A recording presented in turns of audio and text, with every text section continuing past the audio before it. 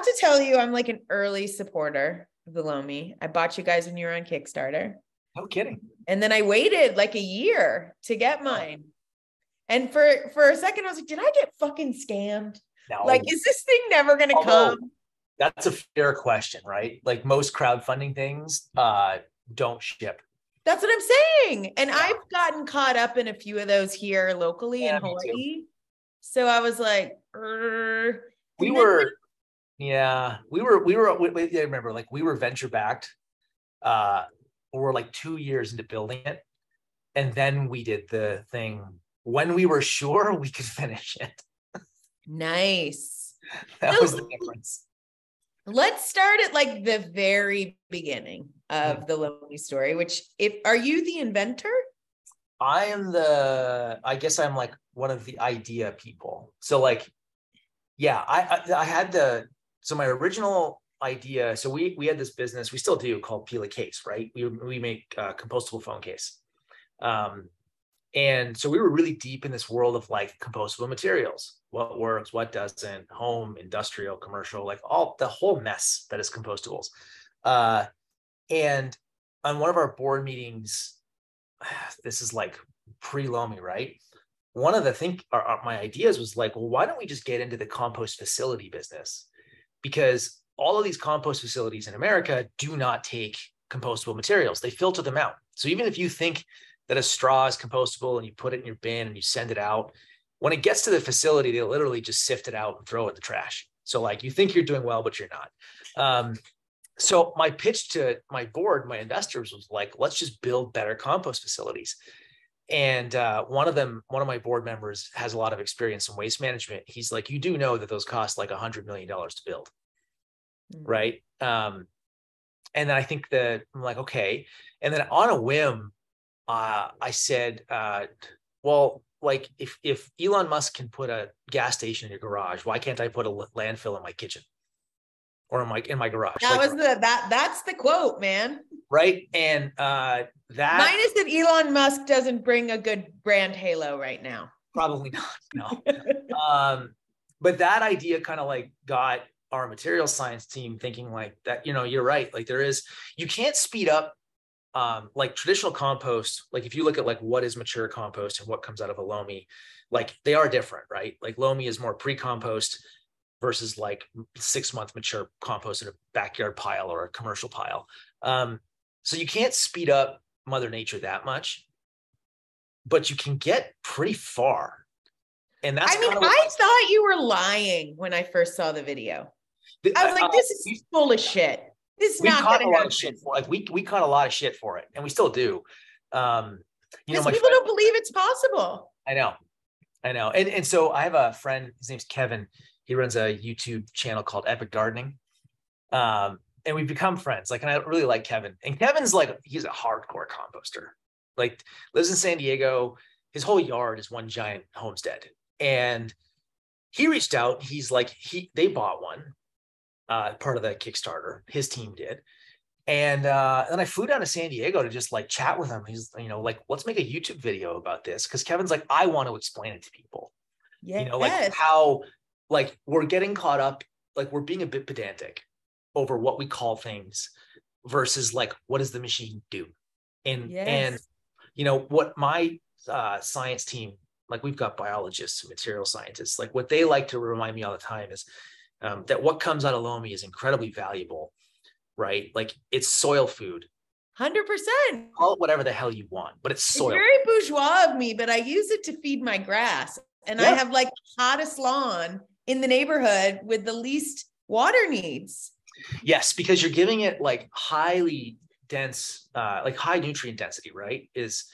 So if you're, and it's kind of like to your point with your body, it's shit in, shit out. So like, if you put garbage in the Lomi, what comes out of a Lomi is garbage. Like you've reduced it in size and volume. There's definitely positive to that. But if you feed it, like if you eat well and you're like, you care about the food that you ingest, then whatever your waste is, if it goes into a Lomi, then what comes out of a Lomi is actually like, it should be back in the ground as efficiently as possible. That's the best place for this stuff, is back in the ground. Yes. It's funny, Matt, because can I call you Matt or do you prefer Matthew? I don't care. Sure. Yeah. Okay. That's I fine. used to own a cloth diapering store. Oh, And God. I would say the same thing to people. Like, if you are used to cloth diapering, then the poop goes where the poop's supposed to go, and then everything else gets washed and handled. The idea that we're just throwing poop and plastic in our trash cans 15 times a day with a newborn is bonkers to me. I know. Yeah. We did the cloth diapering thing for a bit, right? Yeah, it's a commitment, but it's also like, now I cannot not compost. Right. For me, like, I used to live in a rural community, so I could drop my compost off at a local farm, but then I moved into a city and I was like, I don't want to have a compost pile in my yard.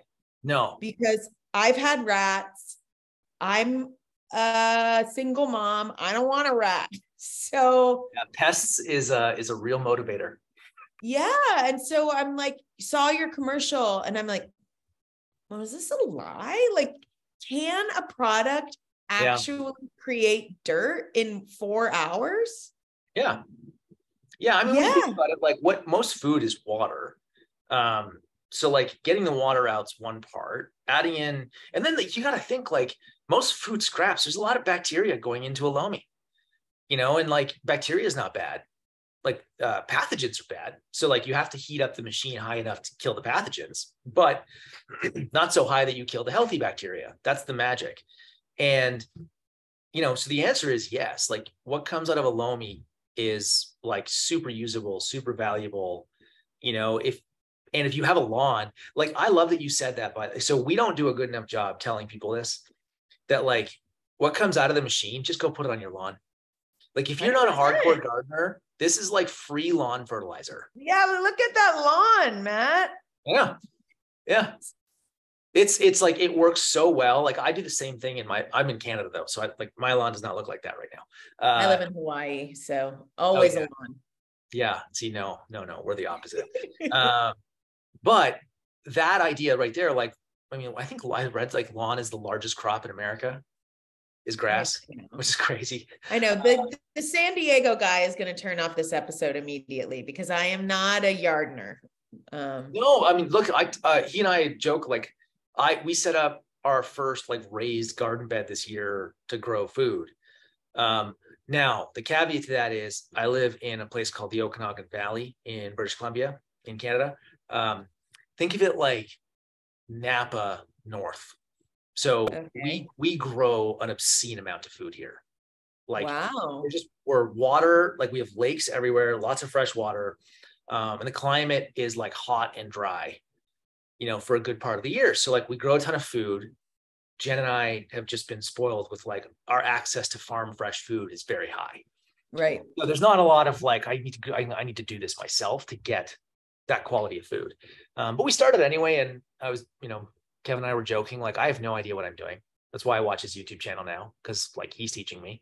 I text the guy and then I watch his YouTube channel. It's and I think like, even if you're not a gardener, right? A lot of people in America have a lawn, and it's like, instead of taking your food and throwing it in the trash or any truck, any giant ass truck picking things up, like do we need more of those on the road? No. So throwing it on your lawn is great. Like that's just back to the earth. Matt, in another part of my life, I work for a family foundation, and we funded a series of in-vessel composting facilities produced by Green Mountain Technology. Do you know about this? I've heard this name before. This is your next investment. You can compost all compostable materials in the size of a shipping container overnight. It can take like 1,000 pounds of food and compostable material a day.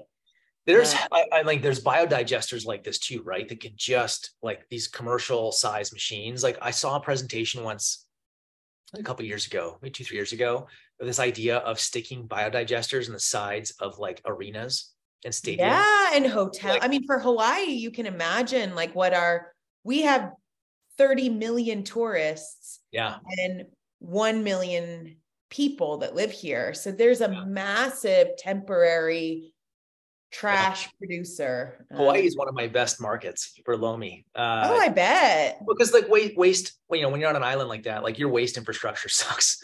And we're all, I think, highly conscious that like, just because you can't see it doesn't mean it disappeared. Yeah. Like we have the waste from the entire West Coast washing up on our shores every single day.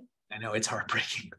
It's devastating. Yeah. And that's the group that we funded this in-vessel composting machine for. What they do is they do all the surf contests. So they're taking in thousands of pounds of trash 6 months a year, and they were able to get the contests to convert to compostables. But then they realize it's not fucking compostable. So it's all going to our incinerator. And they're like, if we really want to close the loop on this, we need a compostable machine that's cheap, that we can distribute through a microgrid, and we can avoid, in the States, governmental services are less than par. They're also like anything around waste. I mean, let's just call it what it is. Like it's corrupt, right? Yeah. Like waste is easily one of the best businesses on the planet. Like it is up there with death. Like it's that consistent. We all produce waste from the minute we're born to when we die. Like we're waste. We're waste making machines.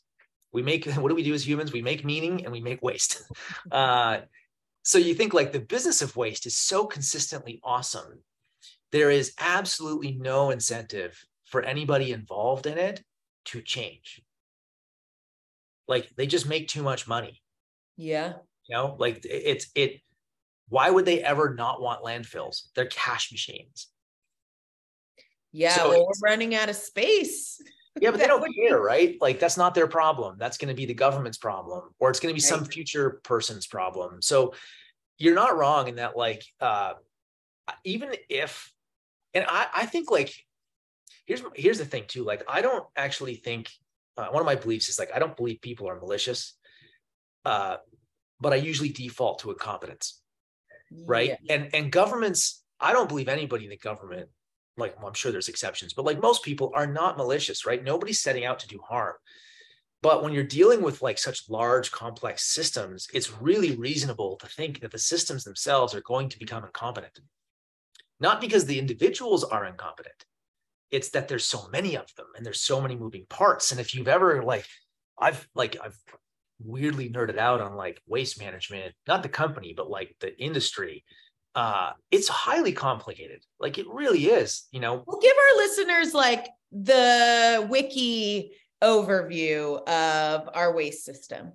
I mean, in America, like Canada, North America, we're really bad at this. The Europeans are definitely getting better because they've like managed to get people to sort more in the home. So there's cleaner streams of waste in Europe. I would say that's the basic. The basic thing is you have to view waste in the eye, like through this lens of like everything is a river of waste, right? And each river is a specific kind of stream, like it's a type of waste in the stream. So plastic being the gnarliest because there's so many types of plastic and so many of those types aren't recyclable. Like they're just never going to be recycled. And that's like an important point to our listeners. Like recycling is for all intents and purposes a myth. It's a lie. I think it's the biggest lie of the last 50 years. Yes. Hands down.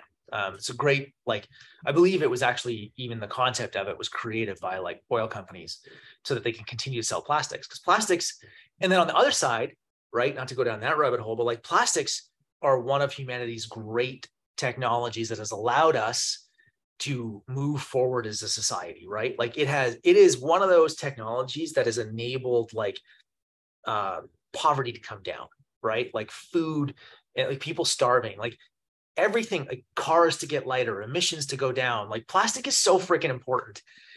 And just like water, it can be abused.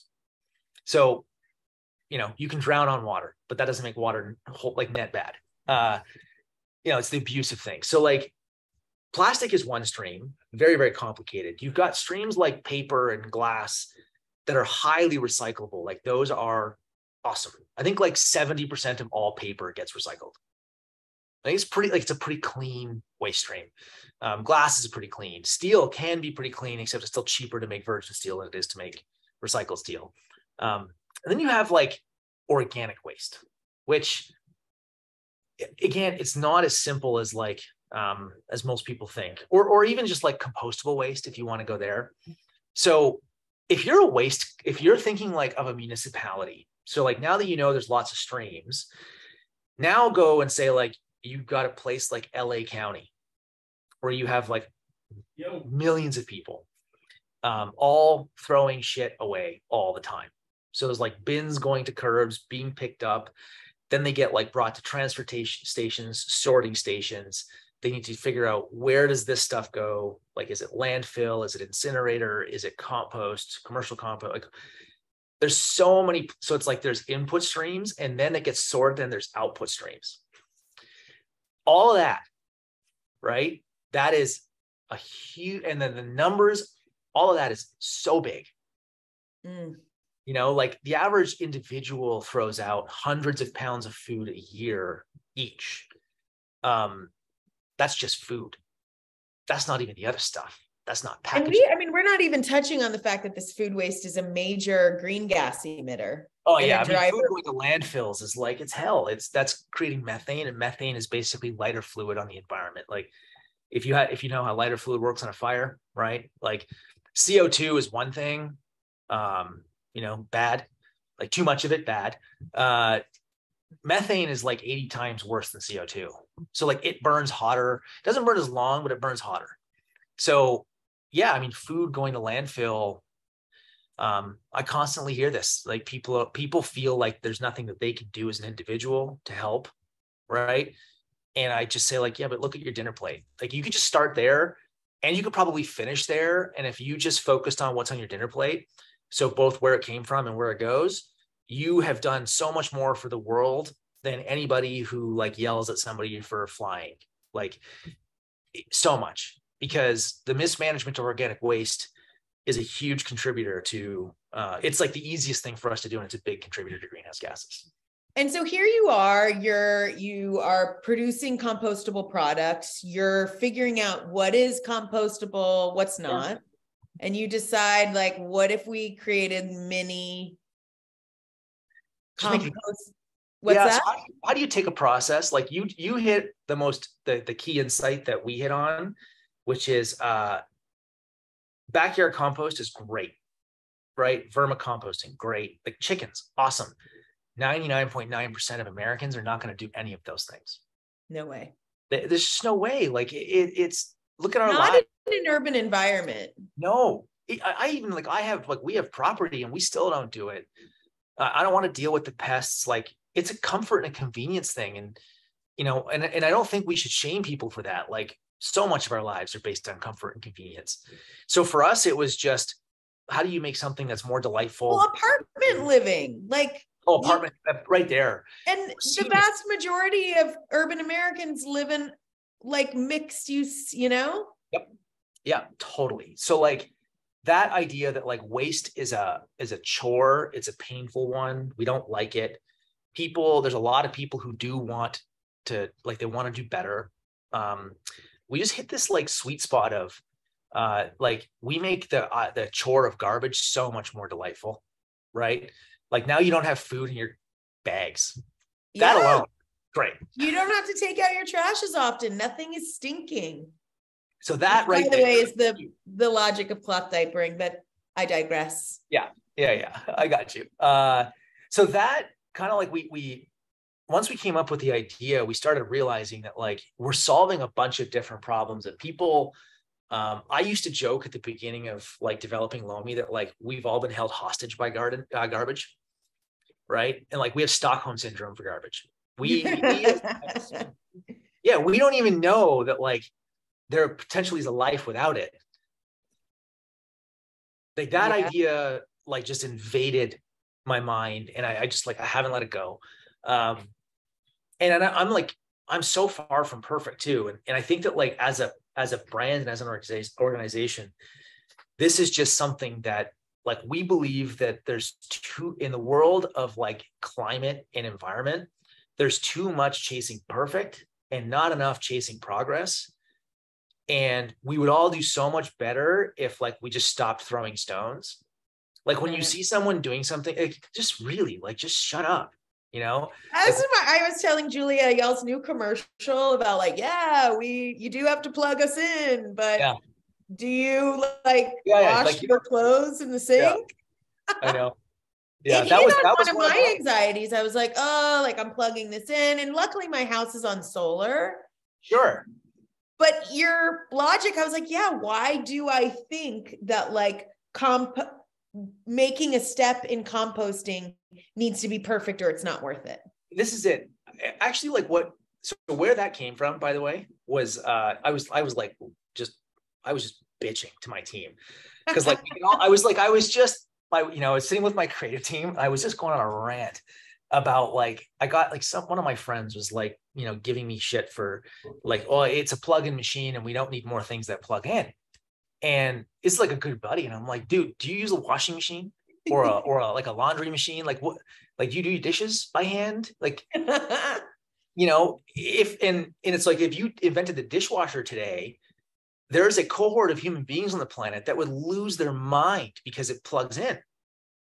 So we've confused climate action with like electricity is bad. Yeah. It's not, and for people who are listening, like if you really want to blow your mind, like really bend it, okay? If you want the world to transition to clean energy, I can tell you a guaranteed way to not make it happen. Telling people to unplug things. Okay, here's why. There are like trillions of dollars invested in the current infrastructure that generates electricity on this planet. That's called CapEx for companies, right? They invest capital into a project, and over time, they get the reward back for the investment. There is no way in hell any one of these organizations is going to shut down those sources of power because you want them to.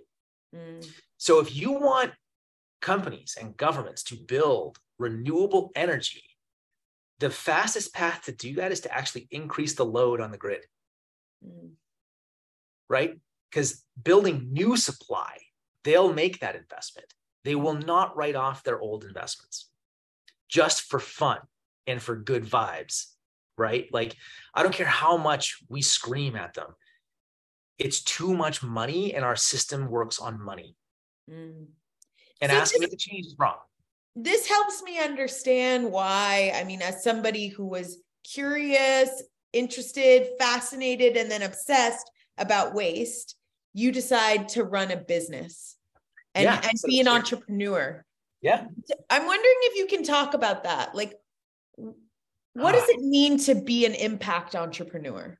To be someone who's solving big social problems, not through education or activism or protest, but like comprehending the logic of the market. And then applying that logic to unwind the structures underpinning climate change. Or use them, right? I think, so I'm definitely an entrepreneur. This is my second company, right? I sold my first one 4 or 5 years ago when I was getting involved with this. I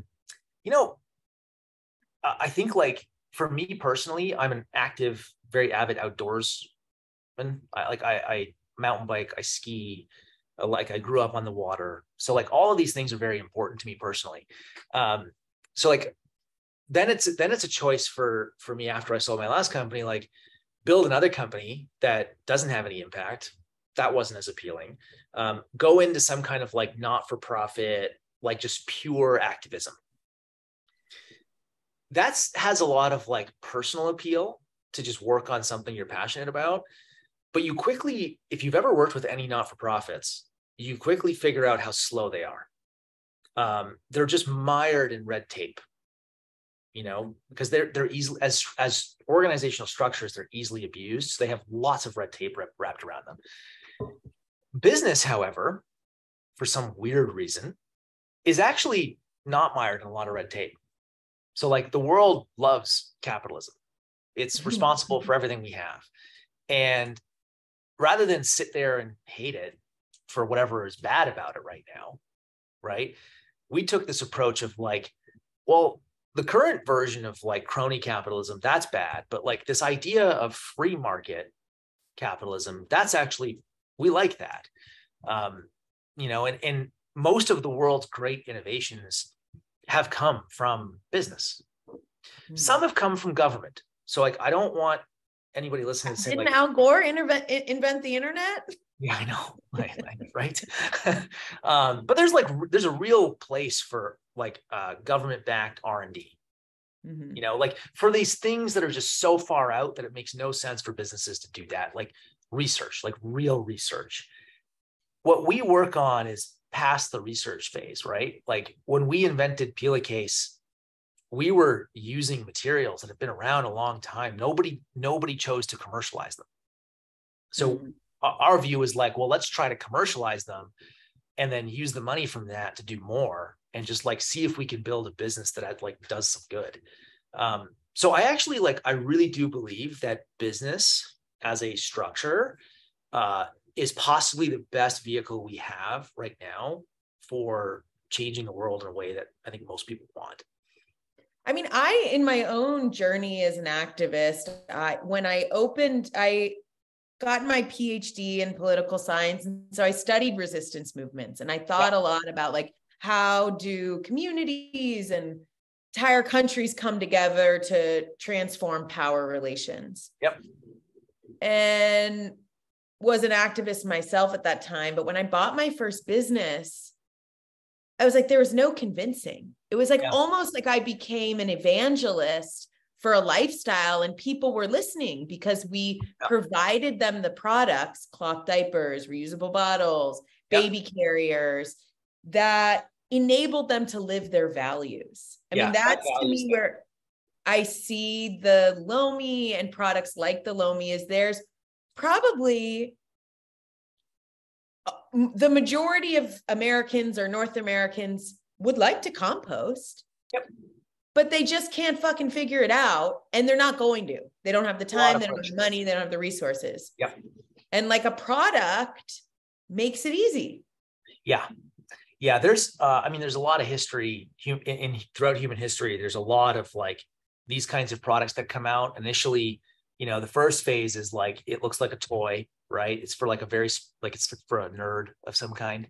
Even the computer started out there, like we're zooming right now. But go back 40, 50 years. And like the computer was the land of like Steve Wozniak. Like it was just like super nerds that built these machines. Yeah. And look where we are now. So there's so many products like this throughout history where they start off as toys, then they're ridiculed, they get mocked more than they get adopted. And eventually they just become standard commonplace, like the microwave, the laundry machine, the dishwasher, like all of those started out in that place. I think the first dishwasher was like on wheels and you had to like hook it up to your kitchen sink. Like it was not easy to use and it was very expensive and it was like purely for the rich. I think that like when you study this stuff, you start to realize that you can do quite a bit if you look at things with a long enough time horizon. And you look through this lens of like human, like just progress. Like human progress. I mean, correct me if I'm wrong, but you guys are the first trash-oriented appliance. That's the idea. That's what we care about. I mean, I guess maybe like the trash compactor. Oh, garburator, right? Like like the under the sink, convert your food into water, which turns out that's really bad too. Like we shouldn't be putting food waste into our water supply.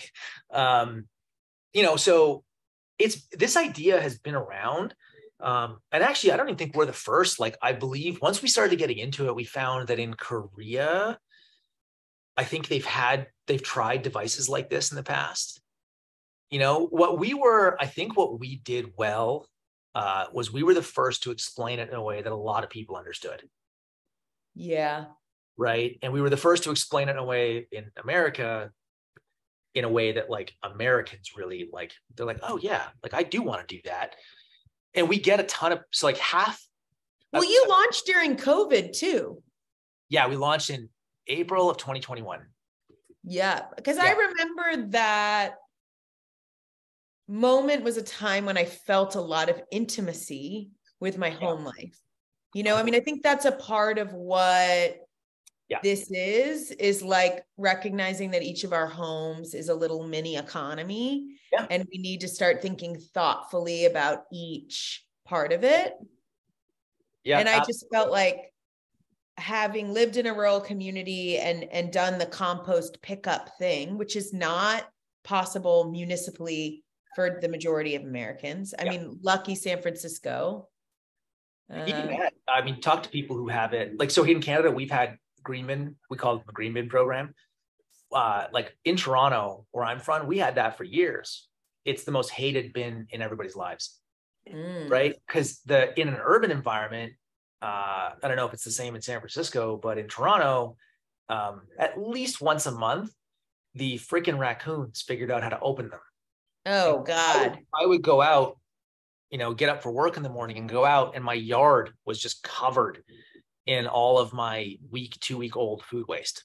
That's disgusting. So I like part of the invention of Lomi was me saying to my team, like, here in BC, we don't have that green bin program. And I looked at my team like, you guys have never had to deal with this little bin, but that little bin, that is hell for me. Like, I hate food waste. It sounds like you've got a story of Lomi that's about like reducing your food waste and having a more ethical waste stream, but you also have a pitch for people who hate pests. Yeah. Oh yeah. I would say half of the people who buy a Lomi are mostly focused on the smell and the pests. So they don't like carrying leaky bags down in their apartment building. Like people in Vermont are told that they have to bring their food waste to depots. So like, oh wow, that's not fun. You've got people who have like, they live in cottages and like rural homes that don't have regular waste pickup. Yep. That's not fun. So like, there's all these little pockets of people where like garbage is very unpleasant. So one half of our customers is, I want to feed my plants in my yard. One half is, I just don't want the ants. Right? Like no ants, no raccoons, no rats. So you get this idea, you obviously work with a product designer, somebody that can kind of make your dream come to life. The whole R&D team. Yeah. And like, help us understand the venture journey. Like venture capital? Yeah. I mean, you said you're venture backed. So you obviously had some access to funding to get you to the Kickstarter phase. Yeah. So we raised money. We did a Series A before we started work on Lomi, when we were just Peel a Case. So all we had was a material science business, and we had our first commercial product, which luckily was a success, was the world's first compostable phone case. It's like backyard compostable. It's like when there's 1 billion plastic phone cases sold every year, seemed like a good problem to solve. So we raised our initial venture capital when we had that business on this idea that like there was a whole ecosystem around waste and consumer, that overlap, that we could build. And very, very quickly after we closed that round, we were like, shit, we need to, like, this Lomi thing is like, we think this is real. Well, the funny story is like our board, which two of our board members are our investors. And then it's like my co-founder, Brad, and I, and a fifth member, Dan. Our board was like, this is the dumbest idea ever. Like nobody's going to buy a freaking appliance that eats garbage, guys. And so while I was like, we were really bullish on the idea, everybody told us it was stupid and that we shouldn't get distracted by it. It was a waste of time and money and blah, blah, blah.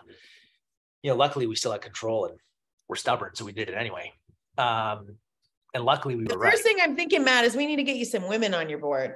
Hey. Oh, yeah. Yeah, believe me, that's a conversation. We're trying. So the access piece is an important one.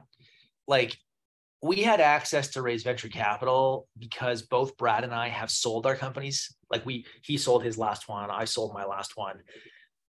If for people that don't know, like that gives you instant like old school street cred.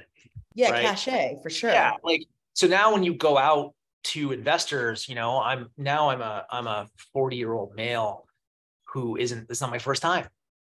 And investors are all about risk and certainty. And like there's this, I'm sure you've heard it, right? That like investors love to bet on the jockey, not the category, not the business. Yep. That I think that like I can't overstate how valuable and how lucky that is. Like I think raising money is very hard. Like we did not have an easy time raising money, even with street cred and track record and like, look, the business is working. Like it's still hard. Especially you're trying to raise money for something that the world has never seen before. Yeah. That's even worse. So was Pellicase bought by a private equity firm or we still own it. Okay, great. Yeah. So we have Pellicase and we have Lomi, 2 teams. But isn't Lomi owned by? We split them out. So it originally, like the organization launched Lomi, right, under one company, just because like it's cheaper and easier to do that than to try to like build another company. And then Lomi has gotten so much bigger than Pellicase that we just like we split the 2 businesses to give them each their own teams and their own focus. Well, that makes me happy that Lomi's doing well. Yeah, very. I mean, the feedback has been like people are just like so into it. I'm so into it. It's so cool to see. I've never actually been involved in a business where like we created an entirely new category and people like it. Like it's, So I'm on the board of directors of Ergo Baby, the baby carrier company. Oh yeah, I had one. Great. Yep. All parents our age have had Ergo babies. Yeah. And Ergo wasn't invented by a woman in Hawaii who sold her company to a private equity firm after 7 years. But at that point, it was global. And I sit on the board now as the only woman, which is interesting. And one of the things that I've been wrestling with as the founder's representative on the board, but also as someone that like represents a more values aligned stakeholder set, is how inside of, if we believe that business is going to be the vehicle for social change, which our anti-capitalist friends will strongly debate. Yeah, of course. But if it is, then there's recognizing and learning to manage the logics of capitalism that drive values out of the business. Yes.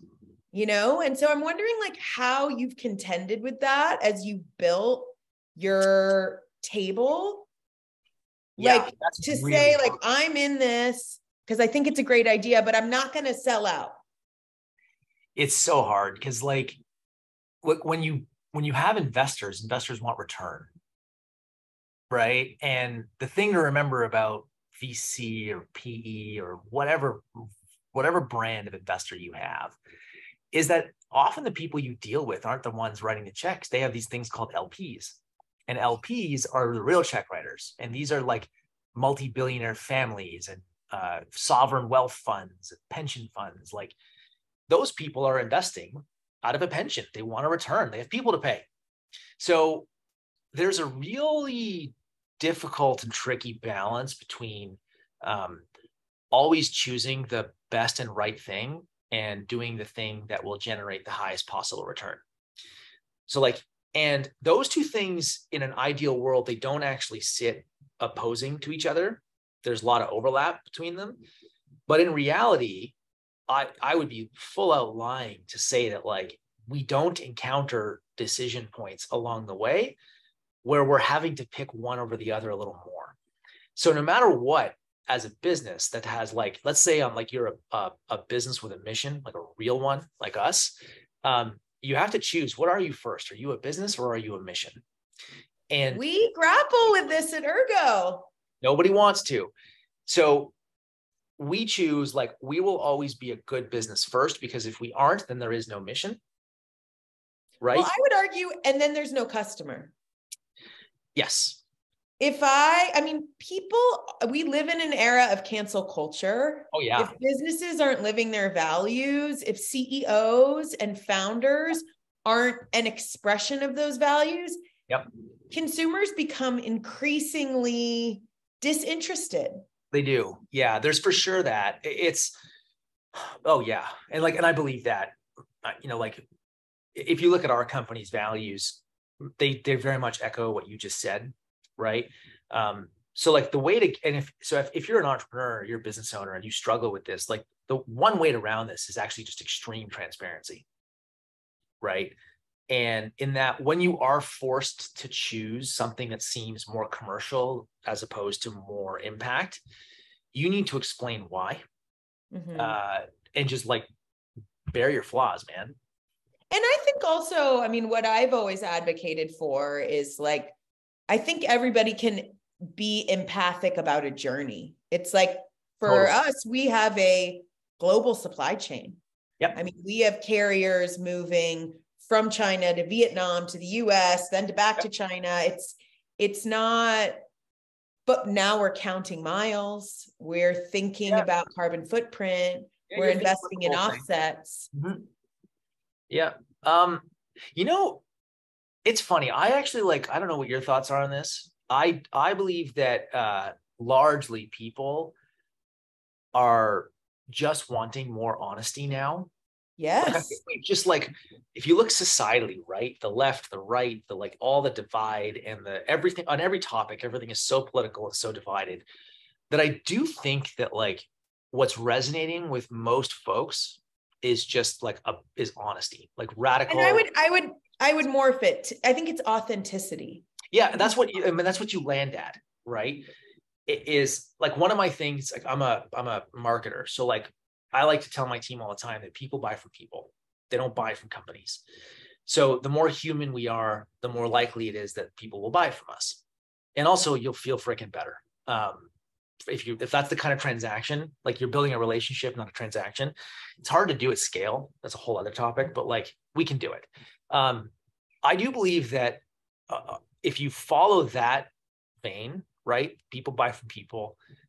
You have to wind up in a place, honestly, intellectually, honestly, that the kind you're effectively creating now, all your decisions are well, how would I do this if I was with my friends? What would they think if this was that kind of interaction? And I think that if you know how to create good relationships in your life, that means sometimes telling somebody what they don't want to hear. Doing it in a way that's you're not an asshole, you're just being honest. And so we take this stance that we would rather show people all of our flaws and let them choose than try to hide it and tell a better story, or what's perceived to be a better story. And the reason for that is I just think that society is going there. And I think that you're starting to see it, especially in the podcast world. I think one of the reasons people like podcasts is you're just hearing real conversation between multiple parties. And I think that the more uncensored, the more raw, the better. Well, I think you can even see it in the way we talk these days. I've been noticing that people say, well, for me. And I'm this is the podcastification of news. Yeah. This is the rise of the influencer. This is the cult of the entrepreneur. Yeah. This is why I want to know the founder and his journey, because that is how I feel humanized in a market-based economy. Yeah, totally. I think, you hit on this came up recently too, even within our own team, right? So I have no women on my board of directors. None. I'm a B Corp. I still don't have any women on my board of directors. Somebody asked me that recently, and I'm I don't have a good answer for you. That's the actual. I'll join your board of directors.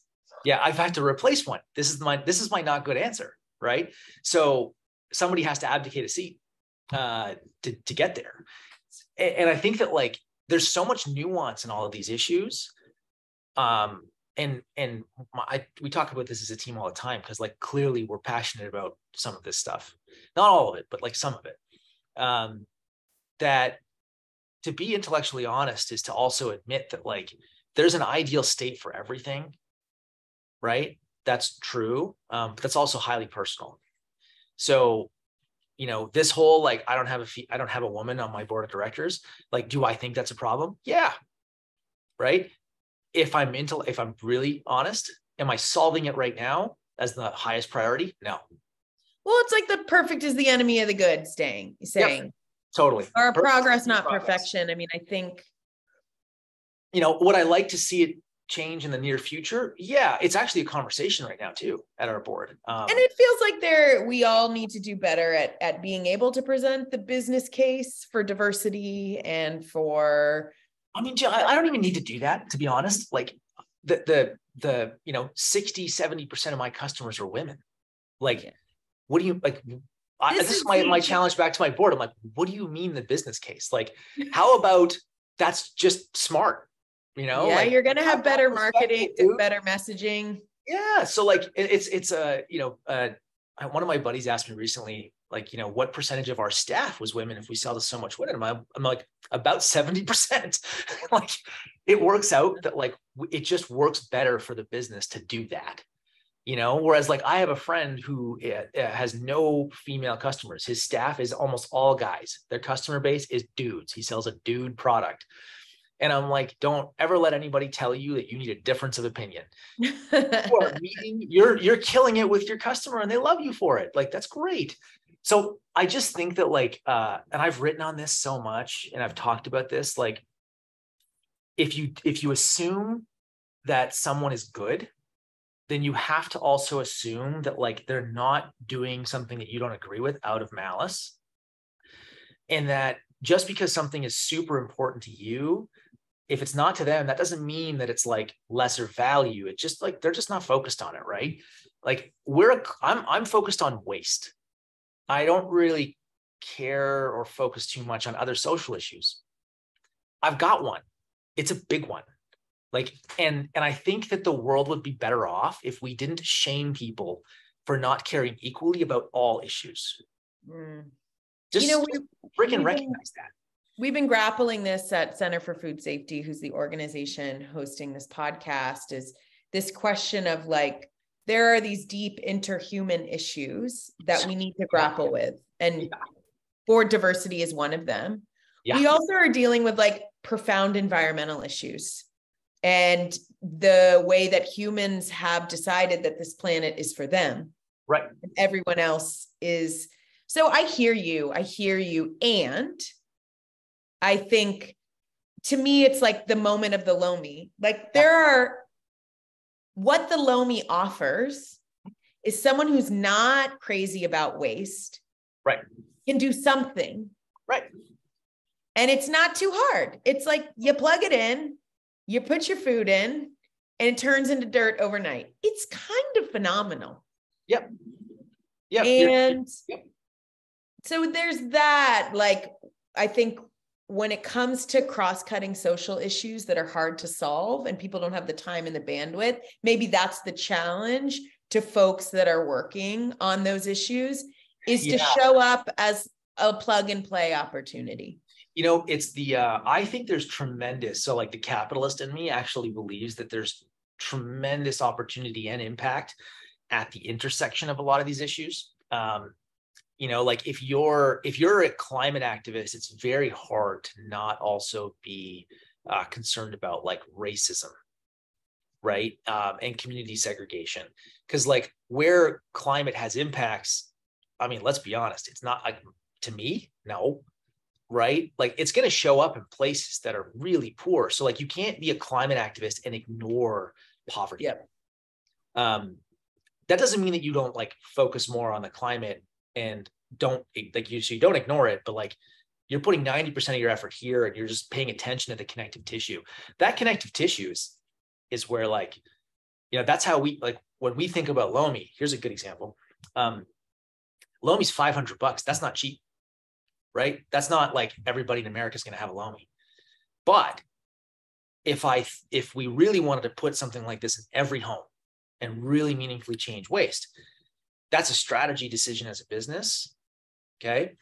we can turn that into a very positive thing for the business. And at the same time, I can say, like, what would need to be true for Lomi to be free for everybody in the world? Well, I'm like already like tax rebates and then tax incentives for so many ways to get to that answer. But the reason we're asking the question is because we see the connective tissue between waste and poverty, and like food waste and where food comes from, the price of food and throwing food out and getting no value from it. There's connective tissue there. Yeah. So, that's why I think like it's great to focus on one thing, pay attention to like secondary or third order effects. That's what I'm talking about with connective tissue. What I'm hitting on is like, I've just learned like a lot of compassion for people who are solving any issue, even though it might not be the one that I want them to solve. Like, they're doing something, they're certainly not doing anything bad. So give us, like, since we're almost out of time, like, let us know where Lomi's at. Like, how many people are buying Lomi? Where can you find Lomi? Oh man, like hundreds of thousands now that have like. Wow, really? Yeah, it's pretty crazy. Like we've got like 80, 90 employees in the team. Right now buying it, Amazon and Lomi.com is like the two main things. But I mean, we're starting a road show in Costco this year. Like we're starting to like get it out in the world. Like if you're in LA, there are all the Erewhon stores. We have demos for Lomi in the Erewhon stores. La-di-da. Speaking of deep paradoxes. Hoity-toits. Super fancy. I will tell you, I had this moment where I was walking into an Erewhon and I was literally like stepping around houseless folks that were passed out on the sidewalk, and then went in to purchase a $27 smoothie. So I was like, there's a weird dichotomy there for sure. 100%. Yeah, look, I think, so more and more our goal is to like this year is to get Lomi into places where people can see it and talk to people about it, so that they don't encounter what you did, which is there's no way this is real. Well, that's what I thought, but I bought it anyway because I was like, I need this. Most people think for that. my soul. Yeah. Yeah. Every time we put Lomi into another store, like a physical location where somebody can see it, usually the feedback we hear is, holy shit, it's real. Like we get that feedback. It's like people. Well, I'll post stories on my Instagram of like, this is what my Lomi did. And people are like, no fucking way. I know. Yeah, it's funny. Yeah. I still get it. I'm wondering too, like, and this is probably a much longer conversation that we don't have time for, but, we've talked about the power and the potential of market-based solutions.